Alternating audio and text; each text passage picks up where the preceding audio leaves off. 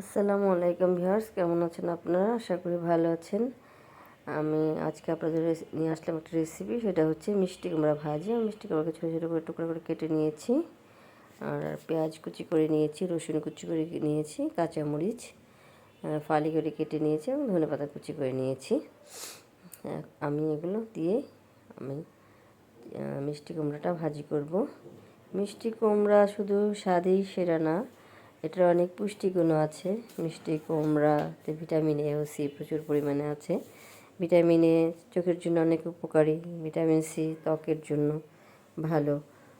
আমি এখন মূল রান্না চলে যাচ্ছি। আমি কড়াইতে সানফ্লাওয়ার অয়েল দিয়ে দিলাম। আপনারা যে কোনো অয়েল দিতে পারেন, সর্ষে বা সয়াবিন দিতে পারেন। আমি তেলের মধ্যে কাঁচামরিচ দিয়ে দিয়েছি, পেঁয়াজ রসুনের কুচি দিয়ে দিয়েছি। এটাকে একটু হালকা ভেজে নিচ্ছি। স্বাদ লবণ দিয়ে দিলাম। মিষ্টি কুমড়া ভাজিতে এমন কোনো মশলাই দরকার হয় না। আমি সামান্য পরিমাণে একটু হলুদ গুঁড়ো দিব, সামান্য একটু হালকা কালার করার জন্য। আমি একটু কালি জিরা দিয়ে দিলাম এর মধ্যে, তেলের মধ্যে ভেজে নিচ্ছি। হলুদের গুঁড়ো সামান্য পরিমাণ দিয়ে দিলাম, আর কোনো মশলাতে আমি দিব না।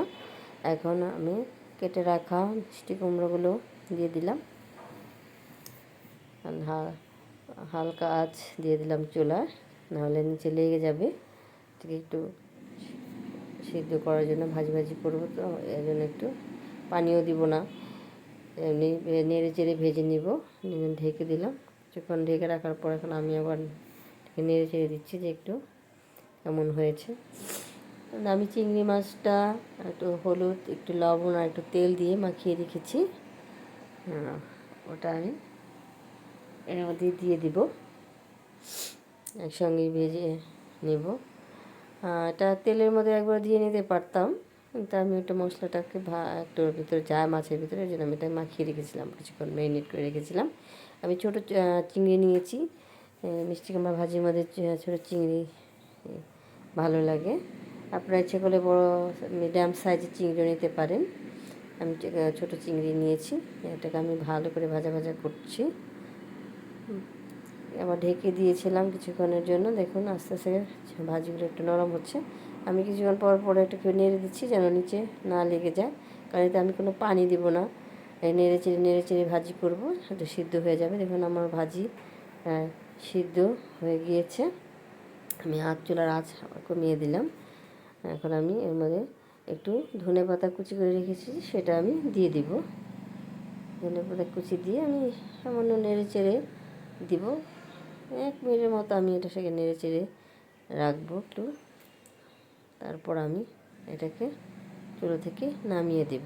এখন আমার ভাজা শেষ। আমি এখন এটাকে বেড়ে নিব। মিষ্টি কুমড়া ভাজি এটা আপনারা রুটি পরোটার সঙ্গে, সকালে নাস্তার সঙ্গে খেতে পারেন, কিংবা ডিনারে লাঞ্চে আপনারা ভাতের সঙ্গে খেতে পারেন। মিষ্টি কুমড়া ভাজি হতে সুস্বাদু এবং পুষ্টিগুণ সমৃদ্ধ একটা ভাজি। আপনারা সবাই একটা ভাজি করে আমার মতো করে ভাজি করে খেয়ে দেখবেন, আশা করি ভালো লাগবে। আমার ভিডিও আপনাদের কাছে ভালো লাগে, লাইক শেয়ার কমেন্ট সাবস্ক্রাইব করবেন। আপনারা আমার পাশে থাকবেন। এতদিন আপনারা আমার পাশে আছেন দেখে আমি ভিডিও করতে উৎসাহ পাচ্ছি। আপনারা আরও আশা করছি আমার পাশেই থাকবেন সব সময়। সবাই আজকের মতো আমি এখানেই ভিডিও শেষ করছি।